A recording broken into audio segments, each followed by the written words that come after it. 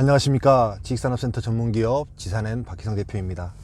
2020년 1월 9일 목요일 아침 출근길 영상입니다. 현재 시간은 5시 45분입니다. 가장 저다운 모습으로 사는 게 맞는 것 같습니다. 저는 지금도 나오는 길이 그래도 아침에 4시 반에서 나와서요, 제 자신을 돌아보고 지금 예배하고 그러고 나가는 길입니다. 제가 어떻게 살아가야 되는지, 제가 이렇게 그래도 최소한 제 삶에서 항상 떳떳하게 살고 있는 사람 중에 하나입니다. 그걸 그 누구보다도 세상을 살아가는 삶의 관점도 그렇고요, 제 업에서 하는 일도 그렇고요, 그 누구보다도 바르게 잘 살아가고 있는 사람입니다.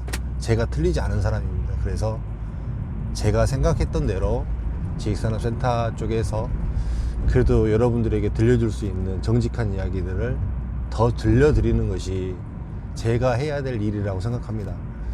더 많이 구독도 해주시고요, 더 많이 좋아요도 눌러주십시오. 그리고 저로 하여금 좀 더 많은 이렇게 지금 시절에 이 지식산업센터 시장에서 들어야 될 이야기가 있으면 저한테 요청해 주시고, 저도 또 그런 부분에 있어서 어떤 부분이 정말로 핵심인지에 대해서 이 시장 동향을 잘 알려드리도록 하겠습니다. 오늘은 그 지식산업센터의 그 실수요자들 조금 약간 다른 얘기일 수 있는데요, 이제 요거 연장선으로 이렇게 지식산업센터에 기업체가 대부분 들어오잖아요. 다 기업체들이 들어와서 사업을 시작하는데, 좀 편하게 그 기업체 대표들은 어떻게 해서 회사 대표가 되었는지 사실 요거를 데이터를 내본 적이 있습니다. 제가 요거 한번 알려드릴게요. 이제 제가 전에도 이야기 드렸듯이 그 2010년도에 사실은 제가 크레탑을 사용했어요. 2010년도에 크레탑을 사용했을 때 이제 이 크레탑으로 알아볼 수 있는 정보가 뭐냐면, 이제 회사 개인 정보를 다 알아볼 수 있습니다. 회사의 이제 지분 구조, 쉽게 얘기하면 쉽게 얘기하면 제가 이제 지산엔이잖아요. 지산엔을 이렇게 검색을 하면 지산엔은 지분 구조가 어떻게 되어 있는지, 누가 지분이 몇 대 몇을 갖고 있는지 요게 나오고요. 그 다음에 대표이사가 나옵니다. 그 다음에 대표이사는 어디에 사는지, 주소가 어디인지, 그 다음에 대표이사의 연락처도 그 당시에 나왔고요. 대표이사의 집 주소도 나왔습니다. 개인정보였죠, 그때 당시에는. 그 다음에 그 회사가 그 주 거래처가 어디인지가 나왔습니다. 주 거래를 어디로 하는지. 그래서 그 주 거래하는 그 회사를 또 검색해 볼 수 있도록 이렇게 나왔습니다. 그 다음에 이 대표자가 기존의 경력, 어디에서 근무를 했고 어디에서 뭘 했고, 이 경력 사항이 이렇게 연도별로 나왔습니다. 제가 이제 크레탑을 쭉 보면서 이제 영업을 할 때요, 이 회사, 그러면 계속 이 기업체들을 보다 보면 이 회사 대표가 어떻게 해서 회사 대표가 됐는지가 딱 보여요. 가장 많이 보이는 케이스는, 회사 대표가 되는 케이스는 간단히 따지면, 제가 분양을 맨 처음에 분양 일을 시작을 했잖아요.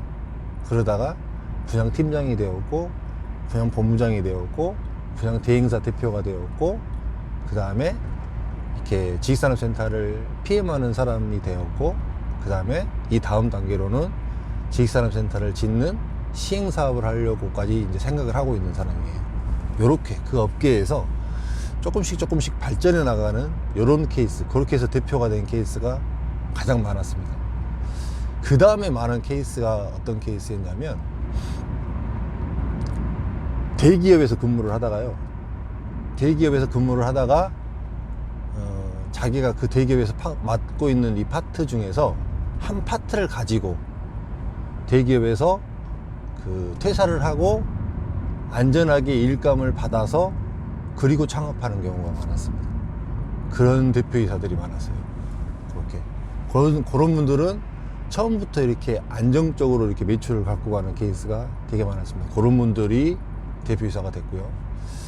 그 다음에 의외로 많은 케이스가, 저는 참 이게 신기했었어요.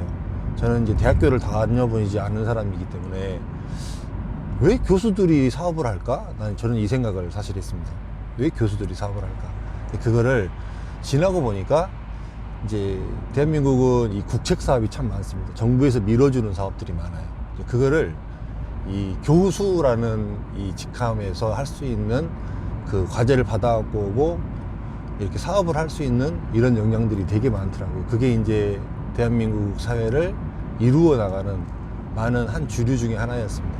그래서 생각보다 이 교수님들이 사업하는 분들이 되게 많습니다. 이제 이걸 이렇게 쭉 이 대표자들의 이런 성향들을 딱 보면서 이제 그 사람이 어떤 성향의 사람인지도 나와요. 이제 분양을 할 때요. 이 회사는 이 회사 사장님은 영업맨 출신이다. 이 회사 사장님은 이렇게 대기업 출신이다. 교수 출신이다. 요게 나옵니다. 그러면 훨씬 회사를 접근을 해서 이렇게 이야기하기가 굉장히 다릅니다. 그 다음에 실제 또 실기업체들한테 분양을 할 때 어떤 성향의 사람인가에 따라서 이 분양하는 게 또 많이 또 달라집니다. 네, 업종이 어떤 업종이냐에 따라서도 또 많이 상담하는 데 있어서 많이 달라집니다. 이런 부분들, 그 다음에 그 좀 디테일하신 분인지 아닌지 이런 부분도 나옵니다. 그 다음에 이제 이 회사가 결정적으로 제가 이제 그때 크레탑을 이용하면서 기업체를 유심히 봤던 거는 뭐냐면 이제 회사가 어떻게 성장해 가고 있는가를 봅니다. 회사 이제 신용 등급이 나오거든요. 거기에 뭐 BB 플러스, BBB 플러스, A 마이너스, AA 마이너스 이렇게 트리플 A 이렇게 나오고 이제 회사 신용 등급이 나오면 이제 영업 이익이 얼마가 났는지가 나오고 어디에서 주 매출이 생겨서 어떻게 매출이 발생하는지가 대략적으로 회사 전체의 그림이 그려집니다. 그러면 이 회사는 그 세이브된 돈이 많겠다. 이 회사는 정말 꾸준히 잘 가고 있는 회사다. 이 회사는 지금 이 정도의 지식산업센터를 분양을 받아도 전혀 문제가 없겠다라고 하는 이런 데이터와 감이 정확히 씁니다. 그러면 그 업체에 맞게 거꾸로 이렇게 컨설팅을 했습니다. 당신의 회사는 이렇게 좋은 회사인데 이 정도를 굳이 이렇게 충분히 매입할 수 있음에도 불구하고 왜 분양을 받지 않느냐. 이걸 분양을 받는 게 좋겠다. 사실 이걸 굉장히 좋아했습니다. 이걸. 그래서 제가 컨택해서 이렇게 입주시켰던 상장사도 되게 많았고요. 저는 큰 평수, 대형 평수를 사용하는 이런 기업체들을 되게 많이 유치해서 이렇게 분양을 했던 그런 사람 중에 하나였습니다. 이제 이 대표이사들을 보면서 이제 느끼는 부분은 뭐냐면 저는 1973년생이잖아요. 근데 저희 세대까지도 이제 70년대 세대, 60년대, 70년대 세대까지만 하더라도 굉장히 찬스는 많았어요. 굉장히.